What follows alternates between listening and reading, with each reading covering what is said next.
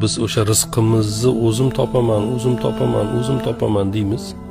Masalan deylik, kunimizni 3 ga bo'ldik. Bir qismi rizqimizni topishimiz uchun, ikkinchi qismini bo'ldik ibodatga, uchinchi qismini deylik oilaga bo'ldik. Rizqimizni ko'paytirmoqchimiz, nima qilamiz? Ko'proq ishlaymiz deb o'ylaymiz. Ko'proq ishlasak rizqimiz ko'payadi deb o'ylaymiz. Shunaqa deb o'ylaymizmi? Hamma shunaqa deb o'ylaydi, to'g'rimi? Ko'proq ishlash uchun nima qilish kerak? Bir joydan vaqt topish kerak. Boyaga ajratilgan ikki qismni bittasidan kamaytirish kerak. Ibodatlardan kamaytiramiz. Ishlashga vaqt ajratamiz. Bora u qadar yetmay qolaveradi. Yana ko'paytiramiz.